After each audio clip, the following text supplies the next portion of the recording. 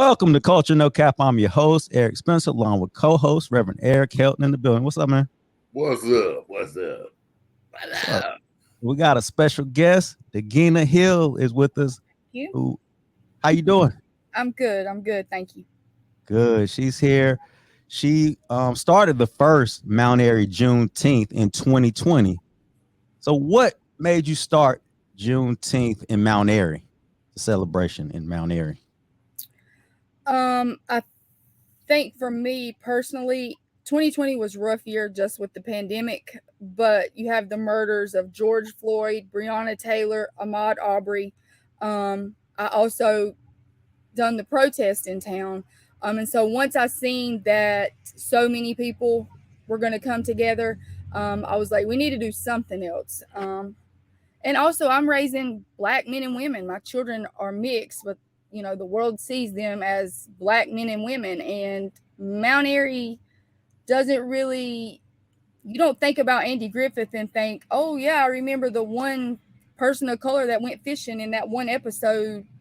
I mean, that's not, so I wanted something that my children could be like, okay, this is about me, something they could take pride in, and maybe just have a little piece of maybe Right. that makes any sense. Yeah. Jump in, E. So I got somebody fussed at me for asking this question before. Oh gosh. You ain't real light skin. Wow. Well, being as ancestry is my thing, and I really did hope and pray when my DNA test came back that I was going to belong to another family, but then it was like, bam, there was my real cousins, and so I can't really. No, I mean, I'm asking that because do people look at you different when you say, "Hey, we need to do Juneteenth. Hey, we need to bring this protest together"? Yeah. So my name is DOUGENNA. So if you've never seen me, you probably would not say, "Oh, that's a white girl," just because of my name. And I've gotten that before at jobs. Somebody's just been like, "Oh, you were not what we were expecting," Yeah. But we all know there's racism here everywhere. But when we started the protest, and I was nervous about even calling it a protest just because what comes along with that and everything that was happening already in America, I did not realize just how psycho some of the racist people can be until calls had to be made to the Mount Airy Police Department. Several reports had to be made to the SBI because that's how serious they were. And so it was really scary because, my children are about to be walking beside of me down the street. A lot of people's kids that I know. We had the Surrey and Stokes militia who had meetings to plan on which buildings they could stand on against the protest. So I knew it was out there, but I didn't know people was like that, still like that, until then. But like I'll be married 24 years in September, and so I think we've probably I've seen it all, I guess you could say. But yeah. I remember that. I was out there, pretty tense. I remember the guy walking up to us and screaming and yelling, and it was a lot. It was a lot. Yeah, I think it was kind of important too, though, that my children were able to see, like, if you think about Mount Airy, we kind of live in a little pretty safe little box.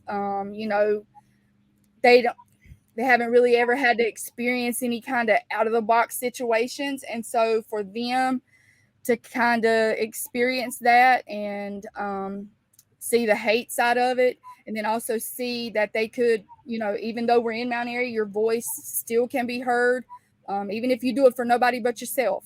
I'm really close with my neighbors across the street, and I talk a lot with Edward, and he talked about things that he went through coming back from fighting and how he was treated by people who are now hold county offices. And he would not come and take part in the march. He would not walk.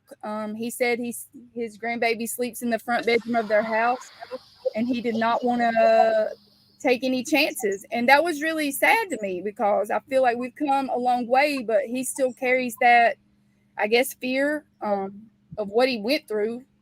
And so, it made me tear up that day at the protest when we got all the way down to the post office and he was standing there on the steps.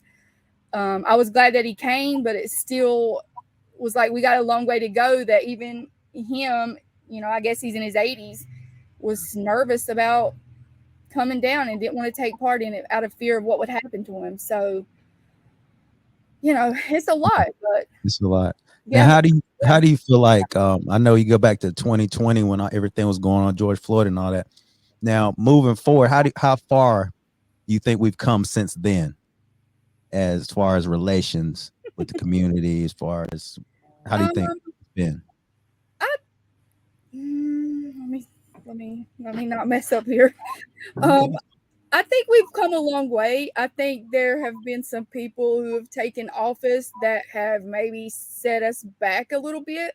I think them having the green light to say some of the stuff that they've said, I think has given a lot of people who wouldn't normally say things or do things in public, I think it's given them the green light. They feel like, well, I can say this because this person says this.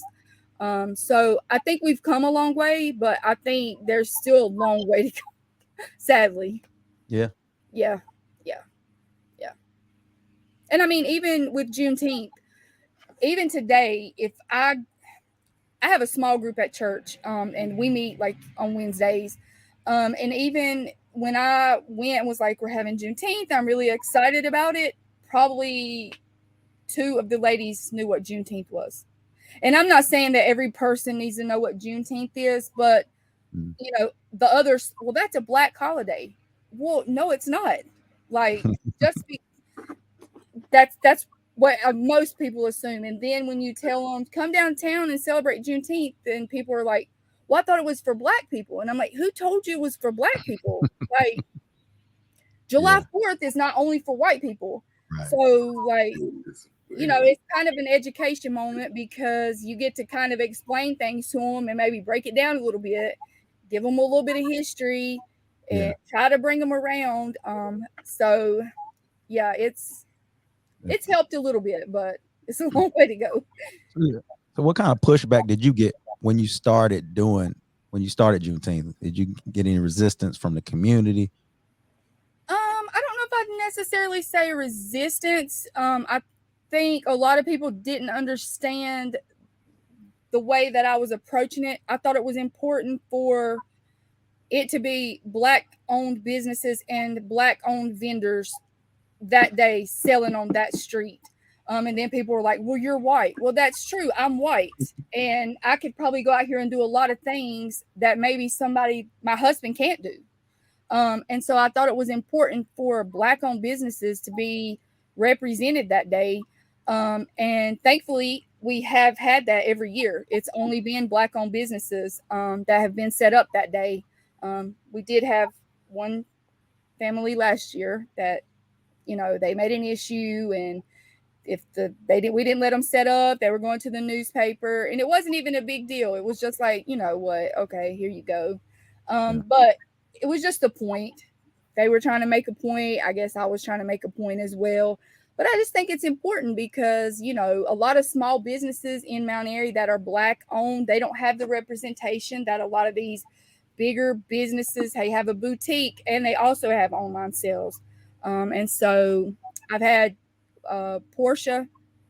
She has been rocking with me since the first day. Joe Andrea is the same way. And so those ladies have been like, let's do it, whatever we need to do, let's make it happen. And so, like last year, a newer business, Botswana, she's a newer business. She just started, she came on board last year. So I just think it's important that the black owned businesses, and so I didn't really have a lot of pushback as far as that goes. And then I guess just my understanding of how Market Street works, part of their grant and that allows them to even be downtown is things can only be sold on the street that are handmade or that you create. And so if you're not making something yourself, you can't sell it downtown. And so a lot of people didn't understand that and thought they were just getting a no from me, and it wasn't. It was just part of the rules that they have in place. Right. But that's it. Nothing major. Good. Number one. Yeah. July 4th is for white people. No, it's not, man. You celebrate July 4th. Don't No, even play. Oh, you don't? You don't eat a hot dog or two? If we call it National Cookout Day, but okay. The same as I say Turkey Day for Thanksgiving, because we came over here and stole some stuff, so I'm not gonna give thanks. There you go. Okay. So you don't think you don't trying to figure out a way to word it, because I think even you have figured out I can word things in a way they just be. Yeah. You're bad. So you shut your mouth. So we don't want people to think it's just a black thing. So maybe opening it up to some white vendors shows, hey, this is about all of us celebrating what happened. Right. And this year, I'm not mistaken, if I'm not mistaken, it was on the little vendor form this year. It was like, everybody sign up, but preference will go to black vendors first. And I get that, but like Elkin is huge. Elkin's great. They have an amazing Juneteenth. They have an entire community support. They have a lot of big businesses that invest in this. I wish, and I'm hopeful that at some point the city might get behind what's happening downtown, and maybe if they continue to see big things happening everywhere else, they can get behind it because they see the revenue that it can bring in. But yeah, I understand what you're saying. In order to grow, you got to have everybody included. And remembering where you are. Right. And first off, I commend you for doing this, because you ain't black. Wow, man, that's a good observation. I got my glasses on. but you saw the need for this. Right. With our city, maybe if they start thinking more, but this ain't, I mean, all they doing is let black people go out here and sell stuff. If they start thinking in a different way, maybe they open up more. Right. That's true. And I mean, the first year, my goal was originally to fill Veterans Park. Like, that was my whole thing. Like, if we can do something big, we need Veterans Park. Like, my thing in my long-term goal is like, let's have a car show. Let's have different things that can bring in funds and use this money to say we can give a $500 a year college scholarship to somebody that's attending college. Like, that's my long-term, what I would like to see happen. I don't make any money, I don't get any funds or anything like that. And so everybody was on board at Veterans Park until I said, this is Juneteenth. And I gave that presentation. And then it was, well, we need to talk to everybody. And then they came back and they need $1 million insurance policy. They need all these things in place. Yeah, exactly.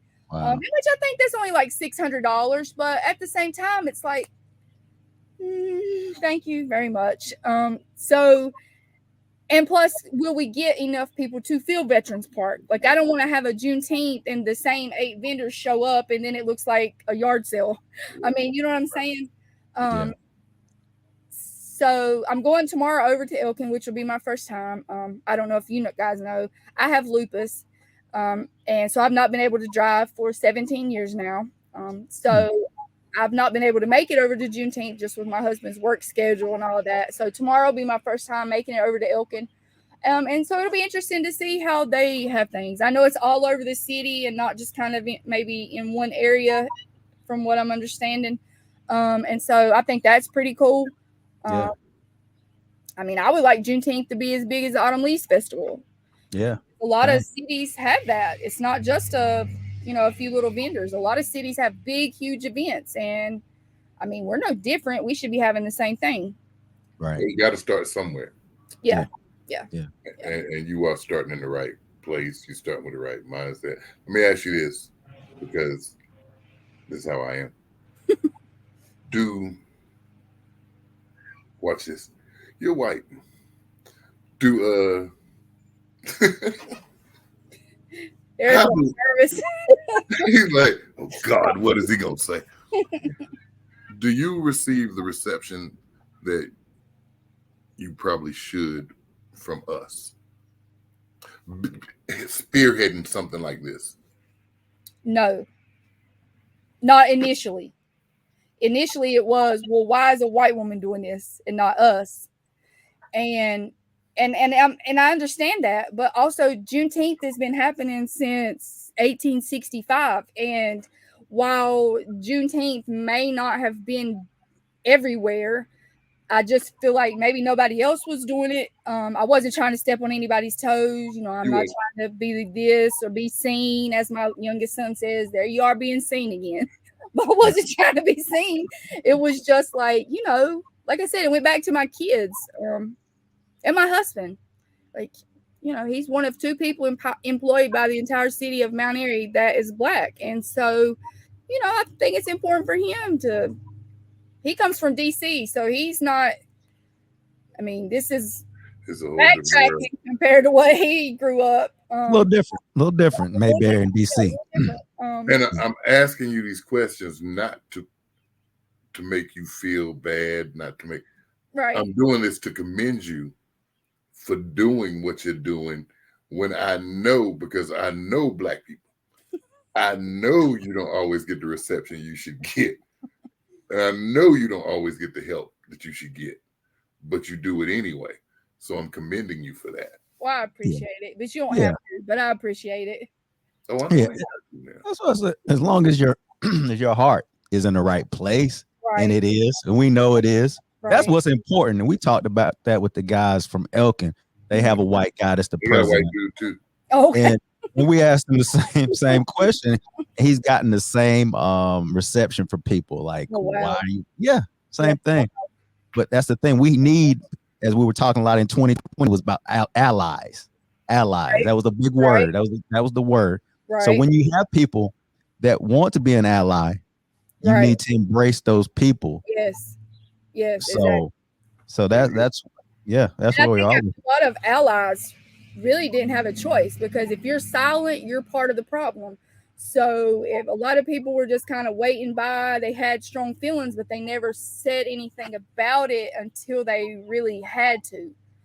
You know, seeing the video of George Floyd be murdered, I didn't really want my kids to watch that, but at the same time, I felt like it was something they needed to see, because, like I said before, we're in Mount Airy, it's a small little box, but that doesn't mean that what happens in the world can't happen here. And so I thought that was important. And, you know, like, I don't want to tear up, but like shortly after, my son had not been driving very long. His girlfriend lives out in Simonstown, and he always cuts up past Olympia, the Catholic church. And he called. He was already late. So it was like 10 after 11. So I thought he was calling just to say he was late. And he was calling. I'm going to cry. He was calling to say, like, he was like, Mom, I'm being pulled over. And the fear that I heard in him, like, I was already laying in bed, but the only thing I could do, I just rolled like right out of the bed, like straight onto my knees. And as I'm listening to him on the phone, I'm just praying, because I don't know anything else to do. You know, if I can't get to him as fast as I would probably need to fly down the hill here to get to him by the Catholic church. But when I heard him say, like, I'm being pulled over, and like the fear that I heard just by him saying that, I was like, you know, just be calm. Like, I'm trying to tell him all these things, like put me on speakerphone. And, you know, it was like a simple little thing. Like, his tag light was out. Wasn't a big issue. You know, he had all his stuff, you know, but like when he put in the driveway and I was like sitting at that door, I feel like I hugged him like he was coming from like a war. All right. Just to like, okay, he's good. He's home. He's safe. But, you know, I think that, oh, Lord, I was going to say it. I think that a lot of people who have mixed children do them a disservice because they feel like inside their children are going to be covered by this white umbrella when they go out into the world, and they're not. You know, my children, nobody looks at them and says like, this is a black man, or his mom's white, like let's give him some slack here. No, they look at my children and they see black men and they see a black woman, and I pray every day that maybe I've prepared them for that. You know, I think it's important that they learn about history and not just get like, oh, it's okay, you know, like you don't need to be looking up to rappers out here. Like, you know, it's not, you know, it's really hard. But I think a lot of people are just like, oh, they're fine, they're fine, they're fine. I mean, today we had a police chase in town, go right past our house, chasing a black man on a dirt bike who got lost on Parker Road. 7 Mount Airy police went by, 2 undercovers, a state trooper, and they were all going at least 100 miles an hour. I thought it was a murder happening. It wasn't. It was a dirt bike on Parker Road. How you get lost on Parker Road? I think he probably got lost. He purposely got lost. He lost. He's trying to lose them. Yeah, that's what happened. Yeah, but that same kind of fear about my own son, because I've seen this kid ride his dirt bike on the road. You know, that same kind of fear was like, let me make sure everybody's good. So, you know, if we don't get lost on Parker Road. I mean, my oldest is living in Fayetteville, so I worry about him. Yeah, I definitely worried. I would too. Fayetteville's, it's a whole different place. Might as well be New York City. I mean, coming from Mount Airy. No kidding. Well, let's talk a little bit about what we can expect on. I know first I was gonna be the Friday, June 21st, the kickoff party. Man, talk a little bit about that. Yeah, so I thought that was another important thing to include. I know in the years previous, I think they've had stuff down here, but the city's never really attached it and promoted it. So that was really important for me this year about, you know, any material that gets out, I would like for you to attach what they're doing. There are people still in town that don't even know Jones School was the school that was segregated. No clue about it. So I think it's important. Like I said, I love ancestry, so I think it's important about history. So I thought that was important to add them. But yeah, they're going to start at 1:00. I know they're going to have plate sale. I think it's pork chop plates, fish plates. I know they'll have hot dogs and stuff for the kids. I think they're going to have some games, and some vendors are going to try to set up down there, but it's from 1 to 5 on Friday. Not sure what all exactly they have. There's a bounce house. It's stuff for kids. Yeah. So it'll be a fun time. Yeah. Get out. Way to start it off. Right. Off the weekend. I actually went out into all the houses today. It was handing out the different flyers about coming down there, because some of these people, you know, like are new to the left and to the right. Come down there. I mean, like, check out what's happening right behind you. Yeah. Oh. Yeah. That's right. It's right behind you. Yeah. Right through the woods. Right. So Juneteenth, the next day, the Saturday. Right. Jennifer Brown's gonna open up. She is. She actually, I think she sang the anthem the second year that we had Juneteenth. She has J&J Productions. So she actually left here and went and sang in Disney. So she was that's where her kind of background comes from. But yeah, she's gonna start it off. She's really nice. Her husband works at the radio station back here at WSYD. Cool. Yeah. All right, then you got 11:30. Got Kara's Dance House. Tell us a little bit about that. I've never seen them in person. I know that we actually have 2 dance troupes from Winston that'll be performing. I did reach out to the dance people in Mount Airy. They were not available. I've asked them every year and they've not been available. So I had to look elsewhere. So that's what I did. So yeah, Kara's Dance House will be there. I can't think of the other one right off. I got you. It's Fierce. Yeah. So both of them are I don't know if you ever watch like DD4L, the TV show, or you think about Stomp and Shake Cheer. That's like a lot of places in Winston. Winston-Salem prep cheerleaders are Stomp and Shake Cheer.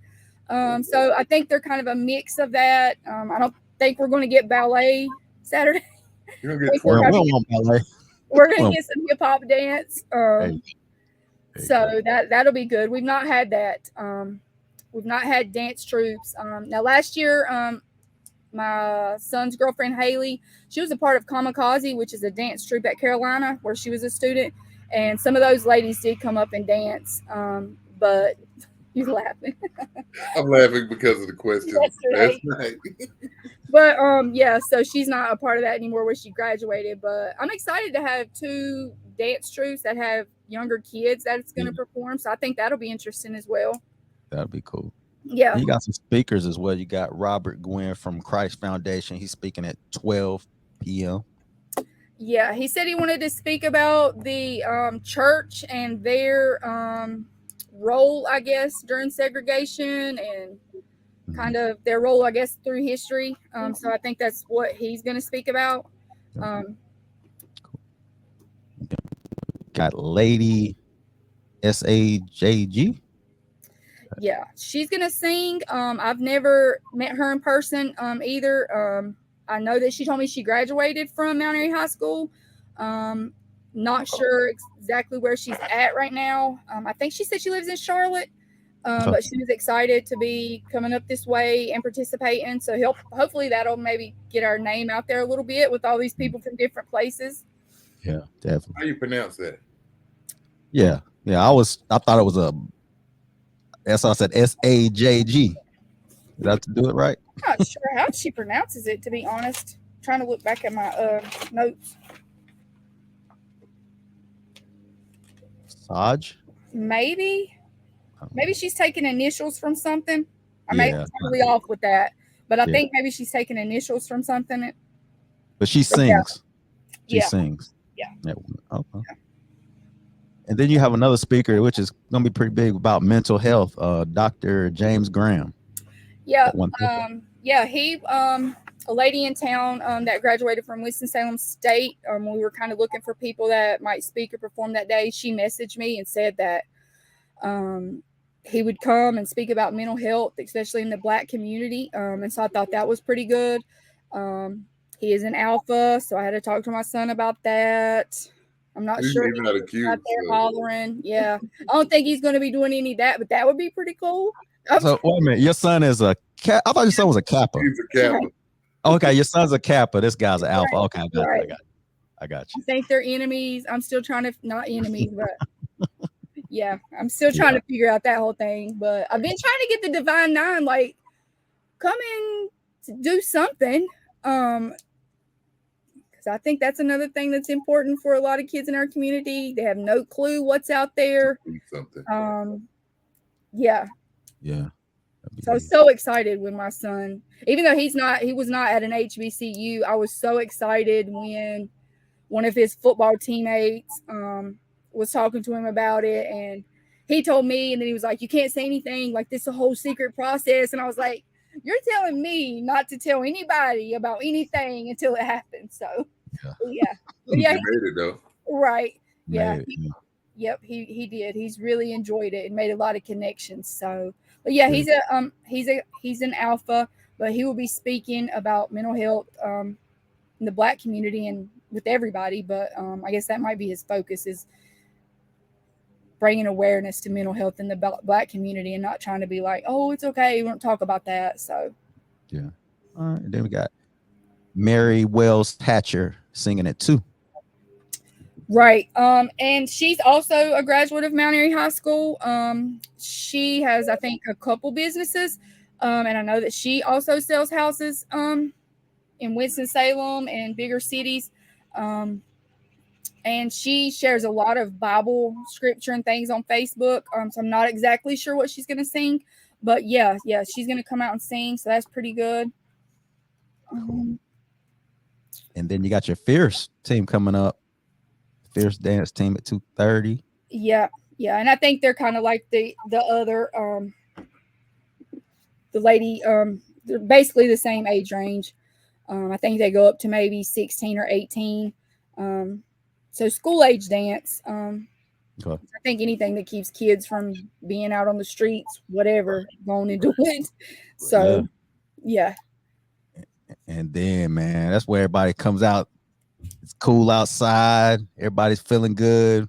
Right. I know Aquarius that moon. we'll pause. I think before Aquarius moon starts, we'll pause for just a second. That was another thing that I thought was important was in doing my research about Juneteenth. They celebrated by sharing a red drink. Obviously, I know it wasn't the Minute Maid that we drink. I got some slack about that. Forgot to mention it. They weren't drinking Minute Maid, which I knew they weren't drinking Minute Maid. But I thought it was important to keep that because the red drink symbolized the bloodshed that had been shed the entire time of slavery. Oh, now my neighbor decides to mow. Okay, we still hear you. Okay. But yeah, so I thought that was important. And from the very beginning, Lanice and Hampton Inn have sponsored the red drinks. So she's gotten, oh gosh, I don't know, 10, 12 cases of Minute Maid donated every year. So nobody has to buy a drink. We fill them up, have them in ice out there. And so we pass them out. And it's at that time too that, I mean, we all, I guess, hopefully we're all familiar with the Emancipation Proclamation. I got slack about that too, because I didn't read the entire Emancipation Proclamation, which I think there's a date and time for that because that's not the day that we're celebrating. Right. I think it's important to read the actual little order that George Granger brought to Texas. It's not very long, but that's what Juneteenth really is. order. I'm sorry? Because that's really what Juneteenth was about when they found out. Right. And so that's why I thought it was important to kind of, at least read that, what he said and what he brought to them. I thought it was important to at least read that and acknowledge it. And then we all share the red drink and me kind of explain to people that may just be wandering by who decide to stop. And then we're giving them a free drink. So they're kind of hearing a little bit about why we're there anyways. So we'll kind of do that. And then I guess I'll thank, the people that have helped out. But we usually do that before the band starts. Okay. This year having two bands is different. Aquarius Moon and Lois Atkinson, they've been great. They've come the past 4 years. This will be their fourth time. They've always been really good. Lots of different songs. So they have something for everybody. But I think they're from 5 to 7. And then we'll have a little break. And then from 8 to 10, what is it? GMCK? Yeah. GMCK band at 7. Yeah. So I think they have maybe a larger following outside, where Lois Atkinson is maybe a little more local. A lot of people around here know her. The GMCK, I think they're coming from High Point. They have a lot of people that are coming to follow them. And it's a lot of people that come out of both sides of the White Elephant and the other little restaurant that's right there. Soho's? No. The market. But the other one that you. Oh yeah, I don't know. That's Thirsty Soul. Is that what? There you go. So we normally have a lot of people that start filling out as the night goes on, and dancing. And so a lot of our vendors are sold out by that point. So some of them start to pack up and leave a little more space, I guess, in the street. So yeah. Cool. Nice. That's a big lineup, man. That's big. That's gonna be really excited. Big. Yeah, and this will be the first time. Thank you for coming to DJ. Absolutely. We've normally had a DJ that's helped out the past 2 years, and so to have somebody there from start to finish, I think will draw maybe some people from Main Street who wouldn't probably walk down the hill. They'll hear the music and be like, "What's going on?" Oh yeah, come and check it out. Because it'll be fun. Yeah. Fun. It's gonna be fun. A lot of good vendors, like I said. Everybody has already been asking me about Leon Woodbury's cake. Is it famous? What's up with the cake? People have started asking me weeks ago, is Leon Woodbury and Leon Sweets going to be there with the pound cakes and the cakes? Wow. He is, the past 2 years, he's sold out maybe at least once or twice and had to go home and had other cakes made and come back, and we'll sell out again by the end of the night. Yeah. That must be some good cake. Yes. Yes. And he'll sell you a slice or the whole cake. Some Same ladies price. from church are coming to buy the whole cake. Same price. No. You know you ain't gonna buy the whole cake for the price of a slice. Hey man, I don't know nothing till I ask. Big Dogs Catering. He came the second Juneteenth. Rob Turner. He's out of Winston. He set up today down there. He goes to different places and sets up. He has added hibachi, and he has soul food. So he has like different plates that all look delicious. He'll be there again this year. Trying to think what else. Whipped by the Pound. She'll be there with her pound cakes too. So it might be a competition with her and Leon. But I know her cakes are good too, and she sells out as well. Sadly, Portia won't be joining us. She'll be in Florida with her daughter's volleyball, but Rondra will be there with all the different things that she makes. We have Kiana, who is there with she makes like candied strawberries, candied grapes, all that kind of good stuff. And then her sister is there, and she makes homemade soaps and lotions, and they're from King. Donna Johnson. I don't know if you know Donna. She has Turtle and Little Bill. These are her daughters that will be set up. Yeah. So I'm excited. That's gonna be huge, man. I'm excited. I'm Yeah. excited, man. Big weekend. Yeah. June 27th. Juneteenth, Mount Airy Juneteenth celebration, man. It's gonna be big. And, Yep. And shout out to you. Like we said, we're happy that you got this started and want to continue to see it grow. In any way we can help it grow. I can speak for Eric as well. We're in. We're gonna help it. Yeah, we most definitely need to.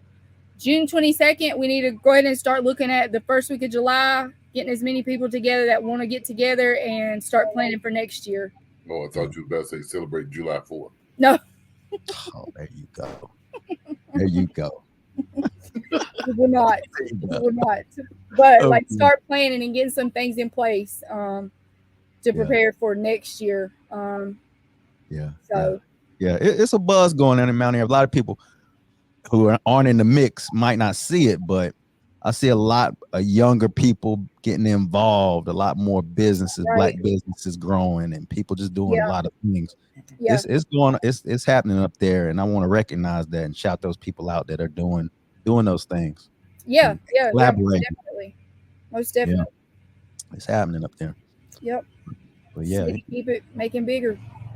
Yeah, make it big. Exactly. To the point where we got $5,000 and $10,000 scholarships that we can give kids to go to college. Like, it's a lot of money to go to college, but I didn't go to school. I got my GED. I was a teen mom. I would have loved to have been a lawyer, but I was a mom, and so I went to school. I got my GED pregnant because I thought it was important that I at least got a diploma. So for my kids to go to school, I was like, go, like, you got to do this, like, make it happen, because you open so many doors. And so that would be an amazing goal to reach, is being able to provide some money to kids that are trying to get out of here and go to college and really do something, because it's a lot of money, and if you don't have any support, it's really, really hard. Right. So, but you have started something. Yes. That's it. And Bible teaches us. The way this dude talk, now ain't gonna talk about the Bible. Bible teaches us not to despise humble beginnings. There you go. We're starting somewhere. You never know where you end up. That's it. That's it. Yep. If we all work together instead of independently. Yeah, that's what it's gonna take. And make a lot happen. And I think we're kind of seeing it now. Like, I think a lot of people are collaborating. Finally. Yes. A lot of collaborations going on. Yeah, that's another thing. It's been important for me not to have my name on anything. Like, I don't need anybody to be like DOUGENNA Hill Juneteenth or DOUGENNA Hill done this for Juneteenth, because I don't want it to be about me. It needs to be about all of us. So it's Mount Airy's Juneteenth. So that's kind of where we all maybe need to get together and make it happen. Gotcha. I understand what you're saying, but you have a face that can get into places that others can't. Yes. So take advantage of that. I've tried. I'm trying. I do like to talk. I was really nervous about today, and my kids were like, "You talk all the time," and I was like, "I've never sat in front of a computer and talked. Yeah, This is new." you're doing great. You did a great job. Well, I appreciate y'all's help, and thank you for DJing. And absolutely, anytime. Yeah, we're gonna do it. We're gonna make it grow for you. Definitely, we're gonna help out where we can. Like I said, we can. Sure. Yep, where we can help. Yep. All right, everybody, come out. Start off with the kickoff on that Friday, June 21st at historic Jones School, and we'll go into the 22nd on Market Street, downtown Mount Airy. Give some times, dog. Give some times, dog. I want to make sure I got the times right, man. Downtown Mount Airy. We got from 11 a.m. to 10 p.m. Oh, we taking it into the night. Yep. All right. 11 a.m. to 10 p.m. downtown Market Street. And Friday is 1 to 5. 1 to 5 on Friday. Yep. 1 to 5. Whole weekend. Yep. Right. And then Sunday I'm getting baptized in the river. So there you go. On what? On that Sunday? Yes, Sunday the 23rd. In the river? Yep. I got baptized in 2010 at Reeves Community Center, which is great. Not taking anything from Reeves. But I love to fish. That's my thing. If I could fish all day, I would stay outside fishing. I always feel a connection to the water. Probably won't make it to Israel, to the River Jordan, but they're having a baptism in Low Gap Sunday the 23rd. And yeah, I'm going to get baptized in the river, which is something I've wanted to do. I can't swim. So my first time I was a little nervous, and my husband was like, hold her a little longer. But I'm excited. So yeah. Big weekend. Yep. Why you keep saying in the river, man? She said in the river. Not sure if you know. Baptism in the river. Well, not sure if you know. In Low Gap, a family that had a house that connects up to the river that runs through Low Gap, they actually made an entire little area that has a picnic shelter. They allow any churches to come there and do baptisms. And no clue about it until so I had no idea. My church does baptism in the pool in the church, but I was like, I need to be baptized in the river because that's just what I feel like I need to do. So it's a big weekend for me. That's a big weekend. A lot going on this weekend, man. That's huge. Y'all don't hear from me Monday. You know, my husband told him to hold. When no one of them snakes got you in the river.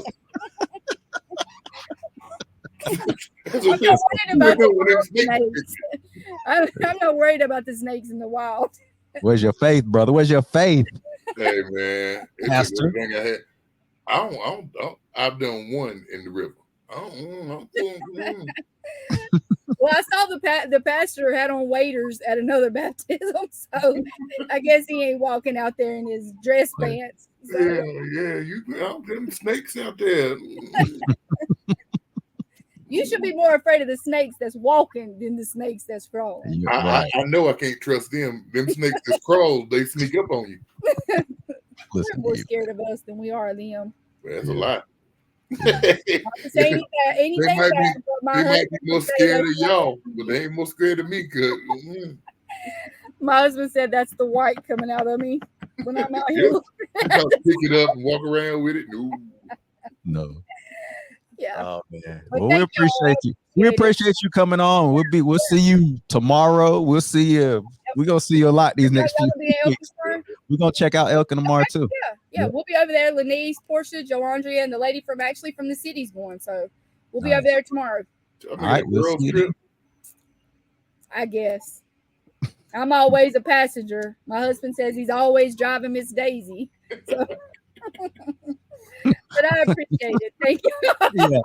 Thank you.